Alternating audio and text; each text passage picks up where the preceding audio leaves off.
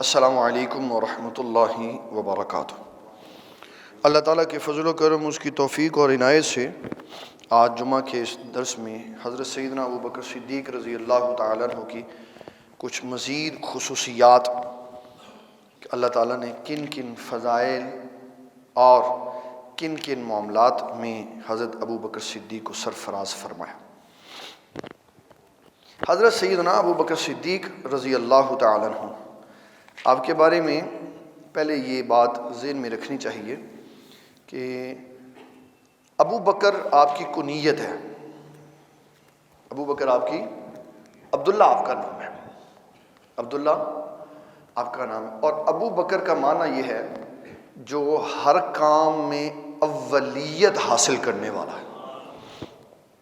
تو حضرت ابو بکر صدیق رضی اللہ تعالیٰ عنہ کی کنیت ہی آپ کی افضلیت اور آپ کی اولیت کے اوپر دلالت کرتی کہ آپ اسلام لانے میں مردوں میں سب سے اول ہیں، اور نبی صلی اللہ علیہ وسلم کا ساتھ دینے میں ان چیزوں میں اللہ تعالیٰ نے آپ کو اعزاز بخشا جو صرف آپ ہی کا خاصہ تھے۔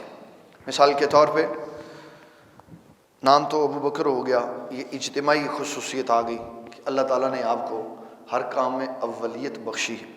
نمبر 2، سب سے پہلے امت میں صدیق کا لقب بھی حضرت ابو بکر صدیق کو ملا، حالانکہ خود امام الانبیاء علیہ السلام اعلان نبوت سے پہلے صادق اور امین تھے، اور آپ کے اعلان نبوت سے پہلے آپ کے داماد حضرت سیدہ زینب رضی اللہ تعالیٰ عنہ کے شوہر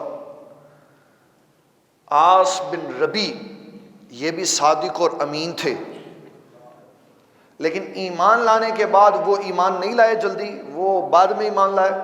حضرت ابو بکر صدیق آپ کے اظہار نبوت اور اعلان نبوت کے فوری بعد آپ نے کلمہ پڑھا، تو صداقت کا سب سے پہلا اطلاق امتیوں میں حضرت ابو بکر صدیق کے حصے میں آیا۔ اللہ کی طرف سے یہ لقب آپ کو وضعیت کیا گیا، اور قرآن شریف اس کو انہی لفظوں کے ساتھ بیان کرتا ہے، والذی جاء بالصدق وصدق بہ۔ اے حبیب، ہم نے آپ کو سچ کے ساتھ بھیجا اور سچے صدیق اکبر نے آپ کی صداقت کی گواہی دی۔ والذی جاء بالصدق، آپ سچ کے ساتھ ہیں، وصدق بہ، اور وہ سچ سچوں کے پاس لے کے، اور وہی متقی ہے۔ اور پھر نبی صلی اللہ تعالیٰ علیہ وسلم آپ کی ہجرت میں جو آپ کو ساتھ ملا، یہ بھی آپ کا خاصہ ہے۔ ہم کیونکہ آپ کی زندگی اور معاملات پہ بات نہیں کر رہے، ہم اس مہینے کی ایک خاص لیگیسی ہے جس کی وجہ سے ہم ان چیدہ خصوصیات کا ذکر کر رہے ہیں کہ آپ پر زبانیں دراز کرنے والوں نے زبانیں لمبی کی ہوئی ہیں، تو وہ اپنا کام کر رہے ہیں، ہم اپنا کام کر رہے ہیں۔ ہم نے امت کا متفق علیہ عقیدہ بتا دیا کہ تمام صحابہ، تمام اہل بیت، تمام ازواج اور رسول اللہ صلی اللہ علیہ وسلم کی صحابیت کا شرف پانے والوں میں انبیاء اور رسولوں کے بعد کائنات کے افضل ترین بندے حضرت ابو بکر صدیق ہیں۔ یہ ہمارا اہل سنت و جماعت کا عقیدہ۔ ہم اس گروہ سے بھی تعلق نہیں رکھتے جو صحابہ کے ساتھ ہے اور اہل بیت کے خلاف ہے، ہم اس سے بھی تعلق نہیں رکھتے جو اہل بیت کے ساتھ ہے اور صحابہ کے خلاف ہے، ہم اس سے بھی تعلق نہیں رکھتے جو سیاست میں تو صدیق اکبر کو افضل مانے لیکن ولایت میں حضرت علی المرتضیٰ کو افضل مانے، ہم اس کے بھی ساتھ نہیں ہیں۔ ہمارا تاریخی اسلامی نظریاتی عقیدہ یہ ہے کہ سیاست میں، روحانیت میں، معاشیات میں، معاشرتیات میں حضور صلی اللہ علیہ وسلم نے جس کو اپنا خلیفہ بنایا ہے وہ حضرت ابو بکر صدیق ہے، وہ حضرت ابو بکر صدیق۔ تو دوسری خصوصیت آپ کی یہ ہے کہ نبی صلی اللہ تعالیٰ علیہ وسلم نے ہجرت مدینہ میں اپنا ساتھ نبھانے کے لیے صدیق اکبر کا انتخاب فرمایا۔ اس میں کسی کی نفی نہیں ہو رہی، اس میں کسی کی، ہر ایک کو مختلف ڈیوٹی دی گئی۔ مثال کے طور پہ حضرت عثمان غنی کو اپنی بیٹی کے ساتھ پہلے سے بھیج دیا حبشہ کی طرف۔ حضرت علی المرتضیٰ رضی اللہ تعالی عنہ کو آپ نے بستر پر سلا دیا کہ آپ نے امانت دے کے واپس آنا، اور حضرت ابو بکر صدیق کو سفر میں ساتھ لے گئے. ہر ایک کو اس کی اہمیت، اس کی عظمت و شان کے مطابق آپ نے حصہ عطا فرما. تو ہجرت کے سفر میں رسول اللہ صلی اللہ علیہ وسلم نے حضرت ابو بکر صدیق کو ساتھ رکھا. آپ اپنے گھر سے نکلے اور کافر سارے باہر دروازے پہ کھڑے. دارالندوہ میں میٹنگ ہوئی. وہ کیا میٹنگ ہوئی؟ وہ میٹنگ یہ ہوئی کہ کیا کریں. اور یہ روایات میں آتا ہے کہ شیطان شیخ نجد کی شکل میں اس کا حلیہ اپنا کر فزیکلی میٹنگ میں آیا اور اس سے پوچھا قریش والوں نے کہ تم کون ہو؟ ہمارے تو علاقے کے نہیں ہو، نجد مدینہ سے 1000 میل کے فاصلے پہ. کہنے لگا جس طرح تم ان کے مذہب سے پریشان ہو میں بھی بڑا پریشان ہوں. میں نجد کے علماء میں سے ایک عالم ہوں، میں تمہیں مشورہ دینے کے لیے آیا ہوں، کیا کروں؟ اس لیے تو کہتے ہیں جہاں حضور کے خلاف کہیں بات ہوگی تو تار جا کے نجد سے مل جائے گی. تار جا کے بڑے بڑے فتنے اسلام کے نجد سے پیدا ہوئے.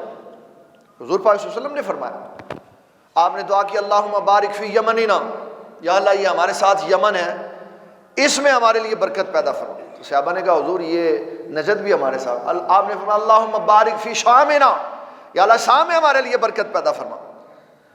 عرض کی حضور یہ نجد ساتھ ہے، اس کے لیے دعا فرمایا یہاں سے شیطان کا سینگ نکلے گا اور وہ میری امت کو مختلف حصوں میں بکھیر دے گا. اس کو تو بددعا ہے رسول اللہ صلی اللہ علیہ وسلم. اور سعودیہ کا دارالخلافہ بھی وہی ہے. سعودیہ کا جو آج کا معروف و مشہور شہر ریاض ہے وہ عرب کا نجد ہے جہاں سے یہ سارے شیطانی کام نکلتے ہیں. تو وہاں کا شیخ آیا اور اس نے سب کا مشورہ سنا. ایک نے مشورہ یہ دیا کہ ان کو علاقے سے نکال دو.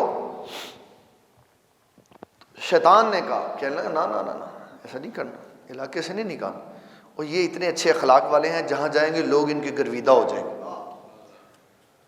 تو کہا پھر کیا کریں؟ شیخ صاحب آپ بتائیں کیا کریں؟ کہا ان کا قتل کرو تاکہ یہ مسئلہ یہیں ختم ہو جائے. کہا اگر ہم میں سے کوئی ایک بندہ قتل کرے گا تو ظاہری بات ہے قریش اس سے جواب طلبی کریں گے. اسلام دشمنی اپنی جگہ لیکن قبیلے کی محبت اپنی جگہ ہے. کوئی یہ برداشت نہیں کرے گا کہ کسی کے قبیلے کے بندے کو قتل کر دیا گیا. تو قریش ضرور جواب لیں گے. کہا میں تمہیں ایسی ترکیب بتاتا ہوں قریش بدلے کا تصور ہی نہیں کر سکتے. کہا کیا کریں؟ کہا جتنے عرب کے قبیلے اسلام دشمن ہیں نا سب کا ایک ایک بندہ لاؤ اور سب مل کے قتل کرو. قریش کس کس کا مقابلہ کرے؟ یہ ایک ترکیب کس نے دی؟ شیطان نے، جو شیخ نجد بن کے آیا ہوا تھا. اس کا مطلب ہے سب سے بڑا حضور کا مخالف وہی ہے. سارے بندے آگے کھڑے ہو گئے. 3 دن پہلے حضور صلی اللہ علیہ وسلم کی ہجرت کے جانے سے 3 دن پہلے آپ صلی اللہ علیہ وسلم نے سیدنا صدیق اکبر کو سارے معاملات سمجھا دیے. انہوں نے اونٹنی تیار کر لی اور کتنے رمز شناس تھے. ہم نے کئی کام کروانا ہونا تو بتانا پڑتا ہے بھئی یہ کام استوار کے ساتھ، یہ ادھر یہ ادھر یہ ادھر، پھر بھی طوطے کی طرح رٹاؤ تو پھر بھی مسٹیکس ہو جاتی ہیں. کہتے ہیں یار تم دسیا بھی سی، کہتا یہ غلطی ہو گئی. اور وہاں کیا بات ہے کہ بات بھی واضح نہیں ہے، بات بھی واضح نہیں ہے. میں یہ سمجھتا ہوں کہ یہ کمال خاص نبوت کی عطا ہے. میں اس کے لیے تھوڑا سا پیچھے جاؤں گا تاکہ آپ کو سمجھا دوں، بات آپ کو سمجھ آ جائے گی. جو وحی کے 4 بڑے ذرائع ہیں، ویسے ٹوٹل جو ہمارے اہل سنت کے عالم دین ہیں علامہ غلام رسول سعیدی رحمۃ اللہ تعالی، انہوں نے کتاب الوحی میں بعد الوحی کے چیپٹر کے اندر حدیث جبریل میں وحی کی تفصیل بیان کرتے ہوئے 7 سورسز لکھے، 7 طریقوں سے وحی آتی. ان میں سب سے مشکل سورس ہے سلسلۃ الجرس. یہ کہتے ہیں گھنٹی کی آواز ہے. یہ میں نے ویسے مثال سمجھائی، کوئی گھنٹی بولے اس طرح کی آواز آتی تھی اور یہ وحی کی ایک قسم ہوتی ہے، لفظ کوئی نہیں ہے تو اس کے اندر سے حضور خود قرآن کے لفظ تلاش کرتے تھے. تو جب دینے والے اتنے حساس ہوں، اتنے باکمال ہوں، کہ لفظوں کی کوئی آواز نہیں، صرف گھنٹی کی آواز ہے، اس سے وہی نکال لیں تو ان کا جو نائب ہو وہ بھی اشاروں سے ساری بات سمجھ جاتا۔ حضرت ابو بکر صدیق کو حضور صلی اللہ علیہ وسلم نے فرمایا، ابو بکر آپ مجھ سے یہ پوچھنے کے لیے آئے کہ حضور ہجرت کے معاملے میں لوگ جا رہے ہیں تو ہمارے لیے کیا ہوگا؟ آپ نے فرمایا آپ انتظار کریں، ہو سکتا ہے اللہ کسی کا آپ کو ساتھی بنا دے۔ فوری جناب کلک ہوا کہ یہ کوئی نہیں ہے، یہ حضور خاص ہے جو آپ بتانا نہیں چاہ رہے لیکن آپ نے بتا بھی دیا۔ ہو سکتا ہے کسی کو اللہ آپ کا ساتھی بنا دے یا آپ کو کسی کا ساتھی بنا دے۔ تو آپ نے تیاری شروع کی۔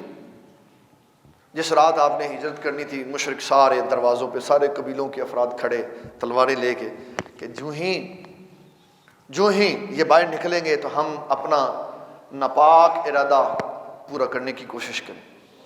حضور صلی اللہ علیہ وسلم باہر نکلے، یہ حدیث کے لفظ ہیں، آپ نے پڑھا شاہت الوجوہ۔ کیا پڑھا؟ سین الف دو منہ والی ہے اور تے لمبی، الف لام واو جیم واو ہے گول، شاہت الوجوہ۔ یہ بخاری کا وظیفہ ہے کہ جس کو کسی دشمن کا ڈر ہو، باہر نکلنے سے پہلے شاہت الوجوہ پڑھ کے نکلے، بندہ نظر ہی نہیں آئے گا۔ ہاں جی، یہ میں پکی بات بتاؤں، آقا کریم صلی اللہ تعالیٰ علیہ وسلم آپ شاہت الوجوہ پڑھ کے نکلے، اللہ نے کافروں کی آنکھوں کے سامنے پردہ ڈال دیا۔ پھر آپ نے کیا کیا؟ رسول اللہ صلی اللہ تعالیٰ علیہ وسلم نہ صرف یہ کہ باہر نکلے، آپ نے اس کے ساتھ ساتھ مٹی پکڑی اور کافروں کے سروں پہ خاک ڈالی اور آپ ان کے سامنے سے چلے گئے۔ یہاں شیطان نہیں کھڑا تھا، یہاں شیطان نہیں کھڑا تھا، وہ کھڑا ہوتا تو جل کے راکھ ہو جاتا۔ جب حضور تشریف لے گئے تو آ گیا، پھر لاٹھی پھڑ گئی، سر کر کہنے لگا کیا کر رہے ہو؟ کہا ہم انتظار کر رہے ہیں۔ وہ تو چلے گئے، دیکھو تمہارے سروں پہ مٹی ڈال کے چلے گئے۔ پھر تلاش شروع ہو گئی۔ تلاش کیا ہوئی؟ لالچ ہر دور میں رہی ہے، لالچ آدم علیہ السلام کے دور سے چلی آ رہی ہے۔ کبھی عورت کی لالچ ہے، کبھی پیسے کی لالچ ہے، کبھی زمین کی لالچ ہے۔ لالچ شروع سے انسان کے دل کے ساتھ وابستہ ہے۔ اعلان ہو گیا قریش کی طرف سے، مشرکین مکہ کی طرف سے، کہ جو اطلاع دے گا اس کو 100 سرخ اونٹ دیے جائیں گے۔ ایک اونٹ کسی کے پاس ہوتا تو بڑا جناب، اس کو کہتے ہیں بختی اونٹ۔ کہہ رہے اونٹ؟ بختی اونٹ، بے خیت تویں چھوٹی بختی اونٹ، یہ دیے جائیں۔ حضرت سراقہ بن جاشم پیچھے پیچھے پیچھے پیچھے پوچھے، بالآخر حضور کے پاس پہنچ گئے۔ کہا جی میں آپ کی اطلاع دوں گا، مجھے 100 اونٹ ملیں گے۔ تو آپ نے زمین کو حکم دیا زمین اس کو پکڑ لے۔ تو جس جانور پہ بیٹھے ہوئے تھے اس کے پاؤں زمین نے اپنے اندر ڈال لی۔ کہنے لگا چھوڑ دیں جی، میں واپس چلا جاؤں گا۔ چھوڑ دیا زمین، پھر آ گیا۔ پھر تیسری بار جب اس نے یہ حرکت کی تو رسول اللہ صلی اللہ علیہ وسلم فرمانے لگے سراقہ تو کدھر 100 اونٹوں کے لیے میرے پیچھے آ؟ میں تو وہ بھی منظر دیکھ رہا ہوں، کیسر و کسرا کے سونے کے کنگن تیرے ہاتھ میں پڑے ہوئے، وہ بھی دیکھ رہا ہوں۔ اللہ اکبر۔ پھر کیسر و کسرا کے کنگن آئے تو حضرت عمر بن خطاب نے بلایا، فرمایا وہ سراقہ بن جاشم کو بلایا تو آپ نے خود سونے کے کنگن حضرت سراقہ بن جاشم کے ہاتھ میں پہنا کے پھر اتار دیے۔ فرمایا پہنائے اس لیے کہ رسول اللہ کی بات سچی ہو جائے، اتروائے اس لیے کہ مرد کے اوپر سونا حرام ہے۔ صرف اتنی دیر تو پہن سکتا تھا جتنی دیر تک کی رسول اللہ کی بات کی صداقت تھی، بس اب پوری ہو گئی، اب سونے کے کنگن اتار دیں۔ تو حضرت سیدنا صدیق اکبر رضی اللہ تعالیٰ اس کٹھن مرحلے میں رسول اللہ کے ساتھ رہے، اور پھر آپ اپنے آستانہ شریف سے نکل کے غار ثور میں چلے۔ 3000 فٹ کی بلندی پہ ہے، اور 50 سالہ بوڑھا آدمی اپنے سے 2 سالہ بڑے آدمی کو کندھے پہ اٹھا کے اوپر لے گئے۔ اللہ اکبر، بڑی ہمت اور جوانی کی بات ہے، اور اس کی انتہا ہے کہ اس مشکل مرحلے میں کہا حضور آپ میرے کندھے پہ آئے، میں آگے جاتا ہوں۔ پھر وہاں صفائی صفوئی یہ سارا ہم نے پچھلی دفعہ سنی تھی بات، تو اس کے اندر سے صفائی کر کے سوراخ سارے بند کر کے تو پھر آپ اندر گئے اور حضور صلی اللہ علیہ وسلم ساتھ تشریف لائے۔ اوپر سے اللہ تعالیٰ کے حکم کے مطابق مکڑی نے جالا بنا دیا، اوپر کبوتری نے انڈا دے دیا، یعنی اوپر سے منہ اس کا بالکل بند ہو گیا کہ کوئی آئے بھی تو اس کو یہ نہ پتہ چلے کہ اندر کوئی ہے۔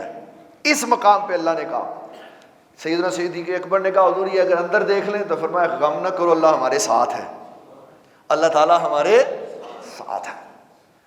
تو یہ وہ خاص مشکل والا وقت تھا کہ ہجرت میں نبی صلی اللہ تعالیٰ علیہ وسلم نے سیدنا صدیق اکبر کو اپنے ساتھ رکھا۔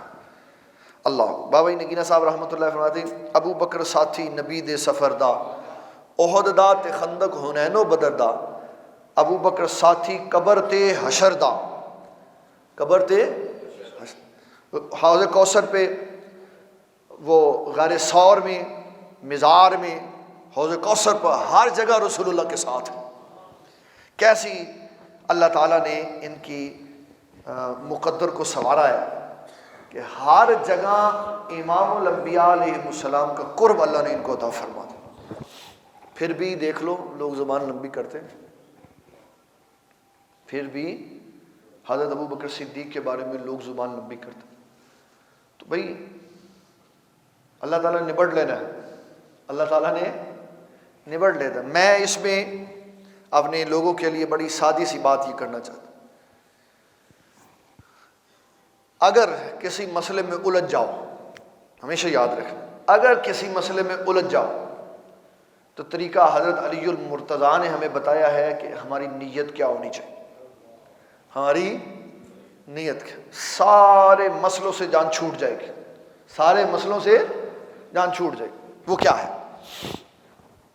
جب نبی صلی اللہ علیہ وسلم نے حج فرمایا، حجۃ الوداع اس لیے کہتے ہیں دنیا سے وداع ہو رہے تھے، آخری حج تھا، تو آقا کریم صلی اللہ تعالیٰ علیہ وسلم نے حضرت علی المرتضیٰ سے فرمایا آپ چلے جائیں شام، وہاں سے اونٹ لے کے آئے۔ تو اب 100 اونٹ لے کے آئے، سب سے پوچھا تمہاری نیت کیا ہے؟ حضرت علی المرتضیٰ سے پوچھا آپ حج کرنے کے لیے آئے، آپ نے کیا نیت کی؟ عرض کی اللہ کے حبیب صلی اللہ علیہ وسلم میں نے یہ نیت کی تھی کہ جو حضور کی نیت ہے میری بھی وہی نیت ہے۔ عقیدے کے معاملے میں کوئی مسئلہ ذہن میں پریشان کر رہا ہو، سمجھ نہ آ رہی ہو ہم کس طرف جائیں، اس مسئلے میں الجھنا نہیں، اس میں کہنا یا اللہ اس مسئلے میں ہمارا وہی عقیدہ ہے جو صحابہ اور اہل بیت کا عقیدہ، بس ختم، کوئی دوسری رائے نہیں لینی، کسی کی بات نہیں سننی۔ اگر کسی مسئلے میں سمجھ نہ آ رہی ہو تو کیا کر؟ حدیث ہے، ایک بندے نے پوچھا حضور صلی اللہ علیہ وسلم سے کہ شیطان وسوسے ڈال رہا ہے، آپ نے فرمایا بڑے خوفناک وسوسے ڈالتا۔ فرمایا شیطان یہ کہتا ہے بتاؤ یہ شے کس نے بنائی؟ پھر خود ہی کہتا اللہ نے بنائی، پھر کہتا یہ کس نے بنائی؟ یہ بھی اللہ نے بنائی۔ تو کرتے کرتے پھر شرارت کرتا ہے کہ بتاؤ اللہ کو کس نے بنایا؟ اب یہ سمجھ میں آنے والی بات ہے نہیں؟ تو فرمایا جب ایسی صورتحال ہو تو کہو آمنت باللہ ورسولہ، میں اللہ اور اس کے رسول پہ ایمان رکھتا ہوں، فنش، شیطان کے سارے وسوسے ختم۔ وہ ایمان کیا ہے؟ بس وہ ایمان ہے کہ ہم اللہ اور اس کے رسول پہ ایمان رکھتے ہیں۔ لہٰذا جو مسئلہ عقیدے کا نہ سمجھ آ رہا ہو، یہ بات کیا ہے کہ بالکل جان خلاصی ہو جاتی ہے اور صحیح عقیدے پہ ہوتی ہے کہ جناب اس معاملے میں میرا وہی عقیدہ اور نظریہ ہے جو صحابہ اور اہل بیت کا ہے، کہ صحابہ اہل بیت کی تعظیم کرتے ہیں، اہل بیت صحابہ کی تعظیم کرتے ہیں، دونوں محبتوں کا گلدستہ ہیں، دونوں محبتوں کا گلدستہ ہے۔ چوتھی خصوصیت، اللہ اکبر، جب نبی صلی اللہ تعالیٰ علیہ وسلم نے امت کا نائب کسی کو مقرر فرمایا تو سیدنا صدیق اکبر رضی اللہ تعالیٰ عنہ کو مقرر فرمایا۔ امامت کے لیے مصلی کس کے سپرد فرمایا؟ حضرت سیدنا ابو بکر صدیق رضی اللہ تعالیٰ عنہ۔ اور بڑا کمال ہے، حضرت سیدنا جبرائیل علیہ السلام حضرت ابو بکر صدیق سے گفتگو فرماتے تھے۔ کیسے؟ یہ 3 افراد کی شان ہے کہ جن کے ساتھ جبرائیل علیہ السلام گفتگو کرتے تھے۔ کتنے بندوں کی؟ حضرت سیدنا ابو بکر صدیق رضی اللہ تعالیٰ عنہ کی، حضرت ابو بکر صدیق کی شہزادی نبی صلی اللہ تعالیٰ علیہ وسلم کی زوجہ محترمہ ام المومنین سیدہ عائشہ صدیقہ رضی اللہ تعالیٰ عنہ، اور تیسری ہماری سب سے بڑی امی جان ام المومنین سیدہ خدیجۃ الکبریٰ رضی اللہ تعالیٰ عنہا، ان سے حضرت جبرائیل علیہ السلام بات کرتے تھے۔ اب کیونکہ یہ نظر تو نہیں آتے، انویزیبل ہوتے، تو ان سے بات کرنے کا طریقہ کار یہ ہوتا تھا کہ جبرائیل علیہ السلام حضور کی بارگاہ میں آتے تھے اور حضور صلی اللہ علیہ وسلم سے عرض کرتے، حضور جبرائیل میں ہوں اور اللہ تعالیٰ نے سیدنا صدیق اکبر کو سلام بھیجا ہے، آپ ان کو دے دیں۔ تو حضور صلی اللہ علیہ وسلم فرماتے ابو بکر یہ حضرت جبرائیل ہیں، یہ سلام لے کے آئے ہیں اللہ کا، تو یہ تمہیں سلام پیش کر رہے، کیونکہ فرشتے کی نہ شکل نظر آ سکتی ہے نہ آواز آتی ہے جب تک وہ اپنی اصل کیفیت میں ہو، اور جب کیفیت بدل کے آئے، شکل بدل کے آئے، پھر نظر بھی آتا ہے، پھر آواز بھی آتی ہے۔ جیسے کہ حدیث میں حدیث جبریل ہے، یہاں ان حدیث میں ہے جس میں حضرت جبرائیل علیہ السلام دحیہ قلبی کی شکل میں آیا کرتے تھے، تو اس میں اور نص قطعی بھی ہے اس کے اوپر ہے کہ حضرت مریم سلام اللہ علیہا کے پاس حضرت جبرائیل علیہ السلام انسانی لبادے میں آئے، تو حضرت جبرائیل علیہ السلام روحانی طور پر آ کے حضور صلی اللہ علیہ وسلم کو سلام کہتے، آپ سیدنا صدیق اکبر کو سلام دیتے، سیدنا صدیق اکبر واپس سلام کہتے، اور حضرت جبرائیل علیہ السلام کو حضور پاک کہتے کہ اللہ کی بارگاہ میں جاؤ گے تو ابو بکر کا سلام اللہ کو کہنا جا کے۔ اس طرح یہ خصوصیات حضرت ابو بکر صدیق رضی اللہ تعالیٰ عنہ۔ پھر نبی صلی اللہ تعالیٰ علیہ وسلم نے وزراء کا انتخاب کیا، زارا یزور زارا یزیرو، ہاں جی سلفی نامی بندے کتنے، کوئی نہیں، چھٹی نہیں، چلو چھوڑ دو اس ٹاپک۔ بوجھ اٹھانے والے کو کہا جاتا ہے، کس کو؟ وزیر کس کو کہا جاتا ہے؟ بوجھ اٹھانے والے کو، جو حاکموں کا بوجھ اٹھاتے ہیں۔ نبی صلی اللہ علیہ وسلم کے جو وزیر ہیں وہ بطور اعزاز ہیں، وہ کیا ہیں؟ حضور کا کیا بوجھ انہوں نے اٹھانا ہے؟ حضور نے ساری امت کا بوجھ اٹھایا ہوا ہے، کسی نے کیا بوجھ اٹھانا نبوت کا؟ تو یہاں وزیر سے مراد ہے اعزازی افراد۔ آپ نے فرمایا دو میرے وزیر زمین پر ہیں، دو وزیر میرے آسمان کے اوپر ہیں۔ وہ ایک بندہ ہے، فوت ہو گیا، میں اس کا نام نہیں لیتا، وہ کہتا ہے جبریل میرے حکم کا پابند ہے، میں اس کو کہتا چل ادھر آ نیچے، وہ اگر تیری شکایت کر دوں گا، آسمان سے بارش ہٹا دے۔ یہ کفریہ کلمات ہیں۔ جبریل کسی کا ملازم نہیں ہے، جبریل کسی کا ملازم نہیں ہے، جبریل رسولوں کا رسول ہے، جو فرشتے رسول ہے نا، ان کا جو ہیڈ ہے وہ جبریل ہے۔ ایسے ہی ایسے کر دے ویسے کر دے، تیرے ابا جی کی حکومت ہے، وہ صرف حضور پاک صلی اللہ علیہ وسلم کی بارگاہ میں ایسے کھڑا ہے، بس حضور پاک صلی اللہ علیہ وسلم کی بارگاہ میں وہ ایسے کھڑا، لوگوں کے سامنے نہیں وہ ایسے کھڑا ہوتا۔ تو حضرت سیدنا جبرائیل علیہ السلام کے بارے میں فرمایا، جبرائیل اور میکائیل، فرمایا یہ دونوں میرے وزیر آسمان پہ ہیں، دنیا پہ میرے وزیر ابو بکر اور عمر بن خطاب ہیں۔ حضور کے وزیر ہیں، حضور صلی اللہ علیہ وسلم کے وزیر ہیں۔ اور پھر نبی صلی اللہ تعالیٰ علیہ وسلم حضرت علی المرتضیٰ کہتے ہیں عمر بن خطاب جب شہید ہو گئے، ان کی قبر رسول اللہ صلی اللہ علیہ وسلم کے ساتھ بن گئی، تو عبداللہ ابن عمر کہتے ہیں میرے کندھے پہ کسی نے ہاتھ رکھا اور کہا مجھے پتا تھا حضرت عمر بن خطاب کی قبر شریف یہیں پہ بننی۔ کہتے جب میں نے ایسے پلٹ کے دیکھا تو حضرت علی المرتضیٰ، تو میں نے پوچھا آپ کو کیسے پتا تھا کہ حضرت عمر بن خطاب کی قبر مبارک بھی رسول اللہ کے ساتھ بننی؟ کہا میں نے ساری زندگی دیکھی، جب کوئی بات ہوتی تو حضور یہی فرماتے میں ایسے کہتا ہوں، ابو بکر ایسے کہتے ہیں اور عمر ایسے کہتے ہیں، میں آیا ابو بکر آئے اور عمر آئے، میں گیا ابو بکر گئے اور عمر گئے۔ فرمایا حضور نے اپنے ساتھ ان دو بڑے بزرگوں کا ہمیشہ ذکر کیا، مجھے یہ یقین تھا کہ یہ دونوں بزرگ رسول اللہ کے ساتھ ہی دفن ہوں گے۔ یہ کون کہہ رہے ہیں؟ سیدنا علی المرتضیٰ رضی اللہ تعالی۔ کہا مجھے پتا تھا ان کی بھی قبر رسول اللہ صلی اللہ علیہ وسلم کے ساتھ ہی بنی۔ اللہ اکبر، نام لے کر حضور صلی اللہ علیہ وسلم۔ اور سنیں بڑے غضب کی حدیث ہے، اللہ اکبر، بڑے ہیں حضرت عمر بن خطاب امت کے، لیکن حضرت ابو بکر صدیق سے بڑے نہیں ہیں۔ حضرت ابو بکر صدیق سے ایک دن کسی معاملے میں الجھاؤ ہو گیا حضرت ابو بکر صدیق اور حضرت عمر بن خطاب کا. تو حضرت ابو بکر صدیق نے یہ سمجھا کہ میں نے شاید بات اضافی کو کہہ دی یا کچھ بھی ہوا, تو آپ حضرت عمر بن خطاب سے کہنے لگے یار معاف کر دینا, یار معاف کر دینا. آپ نے نہیں کیا. حضور پاک صلی اللہ علیہ وسلم کی بارگاہ میں گئے کہ میں حضور صلی اللہ علیہ وسلم سے عرض کرتا ہوں کہ شاید بات کرتے ہوئے کچھ بات زیادہ ہو گئی تو عمر ناراض ہو گئے, تو عرض کریں حضور عمر کو کہیں مجھے معاف کر دیں. اتنی دیر میں حضرت عمر بن خطاب کو بھی یہ احساس ہوا کہ ان بڑے بزرگوں کو مجھ سے معافی نہیں مانگنی چاہیے, یہ گڑبڑ ہو گئی. وہ پہلے حضور کی بارگاہ میں گئے, پھر حضرت عمر بن خطاب آگے گئے. انہوں نے حضرت ابو بکر صدیق نے جا کے سارا قصہ سنا دیا, کہا ایسے معاملہ ہوا تو میں نے عمر بن خطاب سے معذرت چاہی تو انہوں نے معاف نہیں کیا. تو حدیث میں آیا نبی صلی اللہ علیہ وسلم کا چہرہ سرخ ہو گیا. آپ نے فرمایا ممبر لگاؤ, میں نے قوم سے خطاب کرنا ہے. فرمایا سنو لوگو, کوئی ابو بکر صدیق کو تکلیف مت دیا کرے, اس کو تکلیف دینا مجھے تکلیف دینا ہے. فرمایا اس نے میرا اقرار اس وقت کیا جب تم لوگوں نے مجھے جھٹلا دیا تھا. یہ دو بڑے بزرگوں کے درمیان کی بات ہے, باقی تو بعد میں ہے سارے.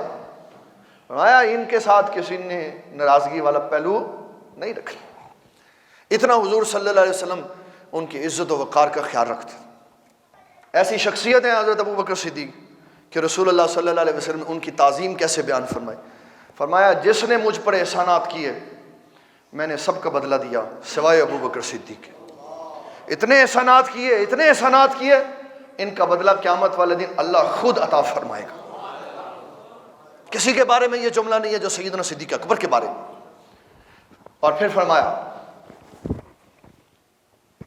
جب کسی موقع پر نبی صلی اللہ علیہ وسلم نے سیدنا صدیق اکبر کی شان بیان کرنی, فرمایا ما نفعنی مال احد قط, کسی کے مال نے مجھے اتنا نفع نہیں دیا, ما نفعنی مال ابا بکر, جتنا نفع ابو بکر صدیق کے مال نے دیا.